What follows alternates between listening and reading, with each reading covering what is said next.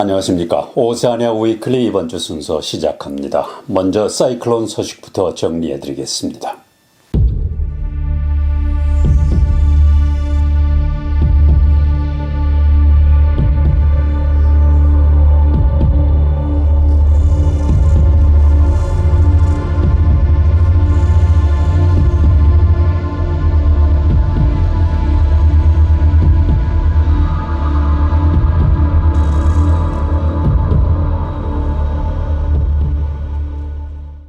(2023년) 올해 뉴질랜드 워킹 홀리데이 내용이 뉴질랜드 이민국에서 확정 발표됐습니다. 각국별 워킹 홀리데이 할당량이 채워질 때까지는 신청을 받고 일단 할당된 숫자가 채워지면 내년까지는 정지됩니다. 각국별 할당 내용을 보면 한국이 3,000명으로 제일 많고 다음은 말레이시아로 1,150명, 체코 1,200명, 중국과 아르헨티나가 각각 1,000명, 칠레 940명, 타이완 600명, 홍콩 400명 등입니다. 한국인의 경우 5월 18일부터 워킹홀리데이 신청을 받게 됩니다. 앞으로 업데이트되는 내용은 웹사이트 immigration.gov.nz에서 알아볼 수 있습니다. 뉴질랜드 교민 87세 오소영 할머니가 지난 토요일 체험소설 페랭이꽃 연가라는 책을 출간하고 기념식을 가졌습니다. 제가 6.25 때 체험한 거를 쓴 거죠. 제가 14살 소녀 시절에 겪었던 얘기를 이제 제가 지금 기억해서 70년 전 거를 억지로 썼습니다. 참 인생이라는 것이 전반도 참 중요해요. 그런데 후반이 훨씬 살만하더라고요. 제가 보기에는 자유롭게 쓸 수 있는 시간이 너무 많아서 좋아요. 우리 후손들에게 역사적으로 우리가 지울 수 없는 6.25 전쟁 얘기를 제가 꼭 하고 싶었어요. 증언을 하고 싶었어요. 남기고 싶었어요. 이제 세월이 70년. 로터리 클럽 오클랜드 사우스에서 지난 토요일 저녁 자선의 밤 행사를 가졌습니다. 이 자리는 메디슨 chen 로터리 클럽 오클랜드 사우스 회장을 비롯해 오클랜드 시장 김인택 총영사, 바다 청소기관인 씨 클리너스의 헤이든 스미스 등 많은 회원들이 모여 공연과 옥션 등을 통해 자선 기금을 모금했습니다. The purpose for that one is because Auckland at the moment is just facing these threats of environmental pollution. So we actually need more efforts to collect the money or collect the resources by fundraising. That's why we get everyone together. We invite number of Rotary clubs and also involving our district. And also some politicians in New Zealand. We just appeal this proposition to them to win the attention and build awareness. But supporting sea cleaners is a great thing. You are a wonderful part of the diversity of our city. We have Korean and Chinese, Taipei and other people here.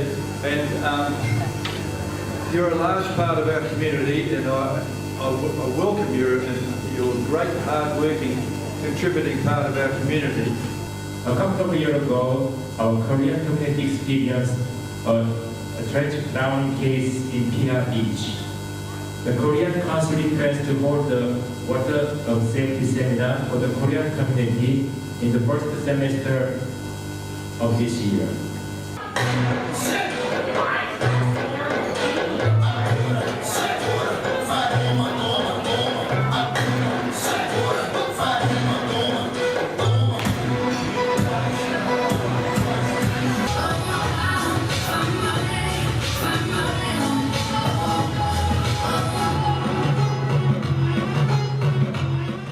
크리스 힙킨스 총리는 오쿠스 조약에 따라서 호주가 핵 잠수함을 보유하겠다는 기획에도 불구하고 뉴질랜드는 핵무기 없는 상태를 유지할 것이라고 말했습니다. 힙킨스 뉴질랜드 총리는 지난주 캔버라에서 알버니스 호주 총리를 만나 경제 문제와 기후변화, 생활비 문제 그리고 국가 안보에 대해 논의했습니다. 이 자리에서 뉴질랜드가 호주, 영국, 미국 간의 3자 안보협정 오쿠스의 일부가 돼야 한다는 요구가 있었지만 힙킨스 총리는 뉴질랜드의 비핵화 약속을 재확인했습니다. 이에 대해 알바니스 호주 총리는 오쿠스 협정에도 불구하고 뉴질랜드와의 국방협력이 유지될 것이라고 말했습니다. 양국 총리는 호주에서 수감 생활을 한 뉴질랜드인의 추방에 관한 규칙이 완화된 사실도 확인했습니다. 이에 따라 오는 5월부터는 뉴질랜드 수감자를 추방하기 전에 호주에 얼마나 오래 살았었는지를 고려하게 됩니다. 뉴질랜드는 지진으로 엄청난 인명피해를 입은 터키와 시리아에 인도적 지원을 제공한다고 나나야 마후타 외무장관이 밝혔습니다. 뉴질랜드는 국제 적십자사 등을 통해 150만 달러를 기부하는데 이 중 3분의 2는 터키에, 3분의 1은 시리아에 기부됩니다. 한편 호주는 인도주의적 지원으로 1,000만 달러를 지원한다고 발표했습니다. 뉴질랜드 외교부는 현재 최소 29명의 뉴질랜드인이 터키에 있고 1명이 시리아에 있다고 확인했으나 이들의 피해 상황은 알려지지 않고 있습니다. 파머스 길드의 대표는 호주 소유의 할인 체인이 뉴질랜드에서 영업을 하면서 뉴질랜드 국내 약국이 문을 닫고 있다고 말했습니다. 케미스트 웨어하우스와 카운트다운 슈퍼마켓 매장과 같은 할인 약국은 $5의 처방 비용을 요구하지 않습니다. 파머스 길드 측은 호주의 할인 체인이 시장 점유율을 높이기 위해 정부 정책을 조작하고 있고 소규모의 독립 약국을 몰아내고 있다고 비난했습니다. 이러한 처방전 비용을 부담할 수 없어 지난 4년 동안 70개 지역 약국이 문을 닫았습니다. 뉴질랜드의 첫 번째 수도인 러셀은 곧 마오리 이름인 코로라레카로 돌아갈 것으로 알려졌습니다. 베이 오브 아일랜드즈 마을은 1840년대 초까지 코로라레카로 잘 알려져 있었고 이 지역 사후의 많은 사람들은 여전히 그 이름으로 부르고 있습니다. 코로라는 푸른 펭귄을 뜻하는 마오리어이고 레카는 달다는 뜻입니다. 코로라레카는 작은 푸른 펭귄으로 만든 수프로 건강을 되찾은 마오리 족장의 이야기에서 비롯됩니다.